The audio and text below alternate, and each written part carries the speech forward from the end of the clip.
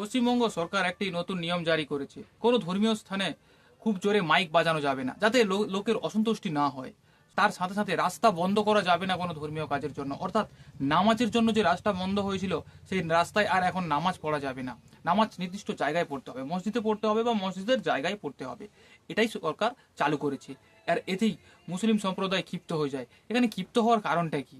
ছাড়ুন, রাস্তা কতটা গুরুত্বপূর্ণ, কত মানুষ যাতায়াত করে, কত মানুষের জীবন মরণ জড়িয়ে থাকে এই রাস্তায়। একটা অ্যাম্বুলেন্স যদি দাঁড়িয়ে থাকে তাহলে কি অবস্থা হবে?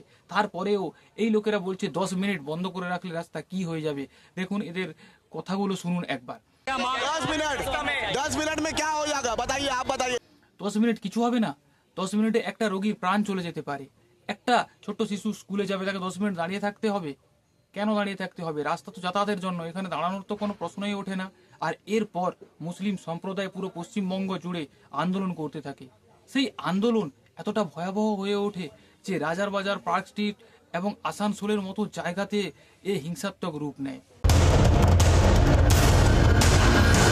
আর তারা তাদের সেই পুরনো রূপে ফিরে আসে, ইট পাথর ছোড়া।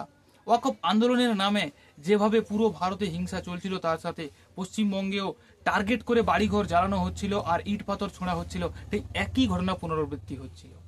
আসানসোলে পুলিশ ফাঁড়িকে লক্ষ্য করে ইট পাথর ছুঁড়তে থাকে। পুলিশ ফাঁড়ি, গাড়ি সবকিছু ভেঙে যায় এবং 10 থেকে 12 জন পুলিশ কর্মী গুরুতর জখম হন। আর এরপরে মুখ্যমন্ত্রী বলেন যে যা হয়েছে সুদে আসলে ওসুল করা হবে। आसनसोल में फाड़ी ने तोड़फोड़ कर दिया ना, 200% वसूली होगा। তারপরই পুলিশ ফিরে আসে অ্যাকশন মোডে এবং বাড়ি বাড়ি তল্লাশি চালিয়ে গ্রেপ্তার করে 26 জনকে। ছোড়া ইটে আহত হন কয়েকজন পুলিশ কর্মী। দুষ্কৃতীদের ধরতে লাঠি চালায় পুলিশ, টিয়ার গ্যাস ছোড়ে পুলিশ। ঘরে ঘরে ঢুকে তল্লাশি চালিয়ে গ্রেফতার করে 26 জনকে। এই 26 জন দুষ্কৃতীকে গ্রেপ্তার করার পরই তাদের সমস্ত সম্পত্তি বাজেয়াপ্ত করে, যে সমস্ত সরকারি সম্পত্তি তারা ধ্বংস করেছে তার ওসুল করা হবে বলেও পুলিশ জানিয়ে দেয়। এই ঘটনায় সরকারি সম্পত্তি যে ক্ষয়ক্ষতি হয়েছে সেই বিষয়ে পশ্চিমবঙ্গ মেইনটেনেন্স অফ। এই ঘটনায় দিলীপ ঘোষ বলেন যে পিঠের চামড়া গুটিয়ে দেওয়া হবে, তারা ভুল অভ্যাস করেছে।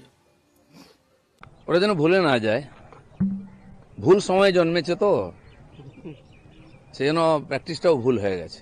পিঠের চামড়া গুটিয়ে না, হাতে দিতে হবে। বাস্তব তো, কেন করবে এই রকম? সরকারি সম্পত্তি ধ্বংস করার অধিকার কে কাকে দিয়েছে?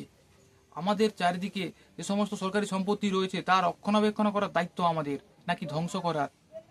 আর তাদের ঠিক এইভাবেই ওসুল করবে, এটা শুভেন্দু অধিকারী জানিয়ে দিয়েছেন।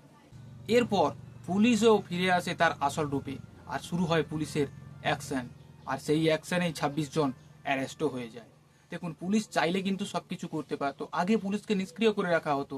মুর্শিদাবাদ হিংসায় আমরা দেখেছি, সন্দেশখালীতে সেই পুলিশকে নিষ্ক্রিয় করে রাখা হয়েছিল। পুলিশের কোনো ভূমিকাই ছিল না, পুলিশ লুকিয়ে যেত। আর এখন পুলিশের ভয়েই তারা লুকিয়ে যাচ্ছে এবং বাড়িতে গিয়েই তাদেরকে তুলে আনছে। তাহলে পুলিশ পারবে না কেন?